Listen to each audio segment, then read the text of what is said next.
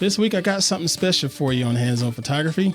We're going to take a look at all of these images that you can capture and turn them into a time-lapse video. Stay tuned. Hands-On Photography is brought to you from LastPass Studios. Keeping passwords on notes or spreadsheets doesn't work anymore. LastPass easily keeps track and creates unique passwords for every site you use. Visit lastpass.com/twit. This is TWiT. This episode of Hands-On Photography is brought to you by LastPass. LastPass manages every entry point to your business so you can mitigate risk in office or remotely. Visit lastpass.com/twit.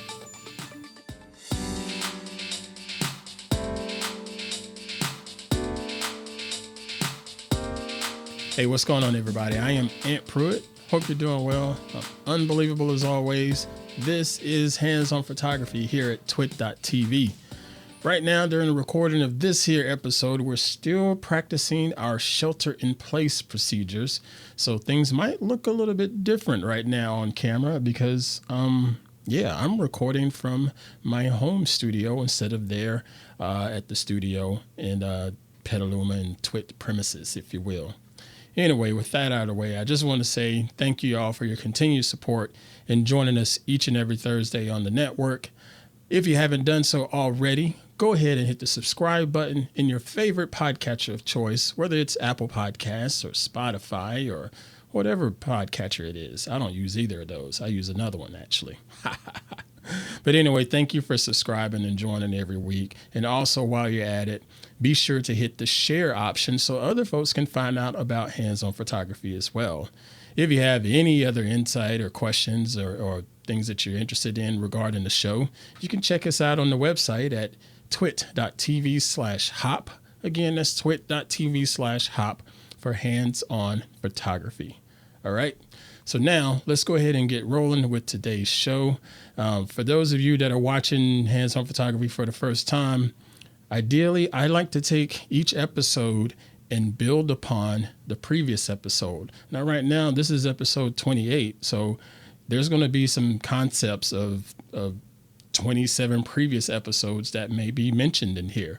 So my advice to you, if this is your first time watching, head on back to those previous episodes. Start at the very beginning and just start downloading those shows and watching them, learning the techniques, learning the concepts, and practicing.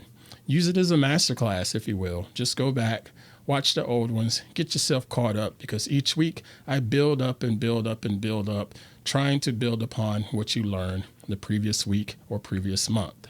So that's what we're going to do today, but it's going to be a little bit different because we're not only going to mix in a bunch of photos, but the photos are going to be dealing with turning those photos into video. And by that, I mean time-lapse. Okay, so what is time-lapse? The easiest way that I can explain time-lapse is if you were to sit your camera on your kitchen table or something in your home, just sit it there and turn on the video part of it and tell it to just record for the next, I don't know, maybe hour or something like that, if it's possible. You'll be able to catch different types of footage of people walking by, people sitting down at the table, interacting, so on and so forth. And then you go back and play that. You have an hour-long video that you'd have to watch and see all of that mundane action. Well, with the time lapse, you would take that hour-long video and crunch it down, make it a little bit shorter, sorry for hitting the mic, and make it run for, say, a minute or even 30 seconds. And when they play through it, you're still getting an hour's worth of content, but you're getting it in a much smaller package, as in like 30 seconds or somewhere under an hour. Well, that's considered a time lapse, but typical time lapse is actual photography taking place instead of video. Because in all actuality, video is a bunch of photos being snapped into a frame each second. You know, in case of how we put our video out here with TWiT, we're shooting with 60 frames per second. So every second, there's 60 images being snapped that's going to be compiled and put into a video. It's the same thing with time lapse. You're going to just capture frames and you're going to spread them out over a duration of time. But at the end of it, you're going to compress it down to be a shorter sequence for your viewers to enjoy. Okay. So now let's talk about what are you going to need to get started with the time lapse. First, you need a camera. Duh. You can use your smartphone. You can use a DSLR or mirrorless or whatever you may have. If you're going to use a smartphone, there's a lot of apps out there that's going to do a lot of this capability for you right out the bat. But if you want some really good ones, I suggest you use a regular body camera, whether it's a mirrorless or DSLR. I believe some point and shoot cameras have the feature built in, but if not, we'll get to those in a minute. But yeah, you need a camera and you need something that's going to be able to capture some really nice frames. Next, I highly recommend getting a tripod with this. You can use a mini tripod. You can use a fancy, smancy, expensive tripod. I highly recommend using a tripod that's sturdy. Don't really cheap out on the tripod, folks, because you're going to need something sturdy. You don't want your camera to move during this process. And something like heavy wind can make a tripod move, or people walking by it and causing vibrations that can make your tripod move just a little bit. And all of those little micro movements will show up in your time lapse. So make sure you have a nice steady tripod or some sort of steady surface where your phone or camera can be propped up and capturing all of the frames. Okay. So after you got all of that squared away, from a camera setting standpoint, again, if you're not using a smartphone, it's different when you're using a regular camera. On a smartphone, a lot of this stuff is already automated, but it's still worth noting. So far as setting up your camera, make sure you find your focal point and lock the focus. Do not use autofocus. Make sure you find the white balance that you want to work with and lock that in. Do not use automatic white balance. Finally, make sure you lock in your exposure. You don't want to be shooting in some sort of automatic exposure mode like shutter priority or aperture priority or anything like that, because over time, your scene's lighting conditions may change. And if you're shooting with a different shutter speed later on in the duration of your time lapse, your images are going to look really weird and different in comparison to the other ones in the grouping.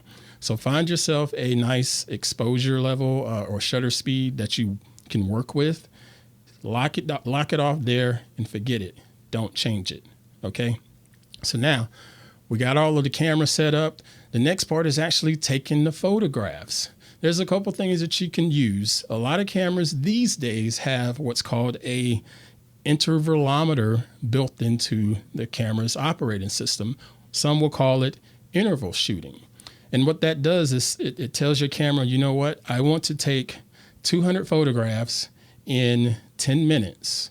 But within that 10 minutes, I want to have a 5-second delay between each photograph that's snapped. All right. So what's going to happen is you set your camera up, get all the settings and parameters squared away, and you hit go, if you will, and tell your camera to start shooting. It's going to take that first shot, wait 5 seconds, and then it's going to take the next shot. Wait another 5 seconds, the next shot, and so on and so forth until it reaches the 10-minute cap that you set into the interval settings, or it's going to stop at the 200 frames cap, depending on how you set it all up. If your phone or if your camera does not have this option built into the operating system, you can buy a little handheld remote and plug it into your camera, and it's called an intervalometer. I'll put links to one in the show notes here, and you can get one of those for less than $20 most of the time. It's been a while since I looked, but I'll put one in the show notes for you. They're not very expensive, and they come in handy when you're trying to do touchless triggering of your camera, because again, using a remote, you're not getting vibrations from your finger hitting the frame when you start out. So that's something to consider. So that's the next thing we're going to do. We're going to pull these images up inside of Lightroom, because that is probably the easiest way to go, because you're dealing with so many different images. But before we do that, I'm going to take a few moments to thank our great sponsor, LastPass. This episode of Hands-On Photography is brought to you by LastPass. Your remote workforce is a vital part of your business, but it can also be a security risk. Easily transition from in-office to in-home with LastPass. It enables IT to remain in complete control over which employees are accessing which resources. Employees can securely share passwords across teams, and it reduces the risk of phishing schemes by never autofilling passwords on suspicious websites. Get simple security across every access point with LastPass at lastpass.com/twit. That's lastpass.com/twit. And we thank LastPass for their support. All right, so let's go ahead and switch on over to my laptop here, and we'll take a look at Lightroom. And what you'll see is this was some shots that I took here at the home while shelter in place, and it's about 200 images to show in the front yard. And what I wanted to do was capture a scene where we could see this tree, but I figured there's going to be some cloud movement over 10 minutes or so. So why not use a time-lapse feature to show clouds moving within the scene? Okay. And if I go back here, let me show you the list of images again. You can see this roughly 200 images. Yeah, there's 194 pictures in here. All right. So we're going to work with that. The best thing to do when dealing with your time-lapse images, if any post-processing is needed, is I highly recommend checking out that first image and the last image just to make sure the exposure and saturation and all of that looks good to your eye. I'm going to open up this first one here and just do some post-processing on it just to make sure it looks good. There we go. All right, so let's run through this. Looks like my exposure is good. That's the shadows a touch, not too much. Clarity's pushed up just a little bit, and I got pretty good saturation. Okay, so I'm good to go on this image here. So now what I want to do is I'll go back to my library. Now you remember in a previous episode, we talked about batch editing for your images inside of Lightroom. And batch editing is going to speed up this process, and I can add all of those touch-ups that I did to that first frame across all 194 frames. Now imagine trying to mimic that for every single frame individually. That would take a long time. So let's go ahead and do this batch editing right now inside of Lightroom. Okay. So I'm going to scroll down, and I'm going to press Shift on my keyboard, and I'm going to select the last image in the group. So now all of the images are highlighted in this group. The next thing I can do is just click on the Sync Settings button here in the bottom right corner of Lightroom, and that should open up another dialog window. Okay, so once it opens up the dialog window, I can take a look at all of the different options that are ticked here, whether it's white balance and color and saturation and so on and so forth, and just say, hey, that's the type of information that I want to synchronize across all of these images. You can either just hit check all. That's typically what I do because it catches everything, and then just hit synchronize. And then Lightroom is going to think, and it's going to paste all of those settings across all 194 images. All right. So now when we look back at it, everything should match up. I'm just going to double check. And yep, you can see that all of the settings have been changed. None of them are set to 0 here on the right side of the screen. They're good to go. Okay. All right. So now we got all of these images post-processed, if you will. What's the next step? The next step is to export all of these images out and turn them into a video sequence. But you're going to have to wait and tune in next week to check that process out, as we're going to dive into the world of Adobe Premiere Pro, an awesome video editor. But I promise you, I'm not going to confuse you too much in there. This is going to be so simple. So stay tuned for the next episode where we're going to talk about turning all of these images into a nice, simple time-lapse video clip. Okay. All right, folks, that is it. I thank you all for joining me this week here. I hope everyone is still staying safe and being healthy out there.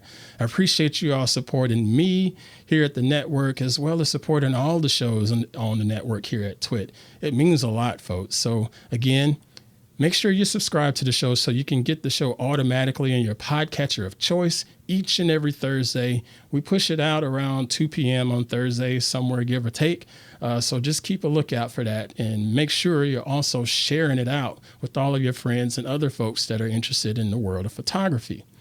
Also, if your podcatcher allows it, leave us a rating and leave us a little review on the show. I'd love to hear your feedback, and that would also help push the show up so other people can check it out because you're commenting on it and rating the show. It does help us out, and it does help grow the hands-on photography community.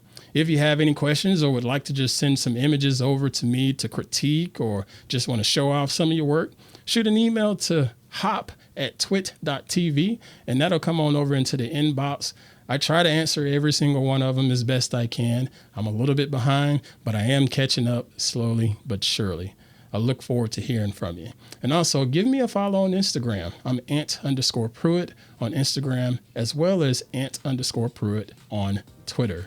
And you can also follow TWiT on Instagram, because there's a lot of interesting stuff over there on TWiT. You get to see some behind the scenes, if you will, via the TWiT Instagram page. And you never know what you're going to see over there or hear over there on our channel. Okay. Thank you all so much. I will see you all next time here on Hands On Photography. Get on out there and safely shelter in place, but still create and dominate. We'll see you.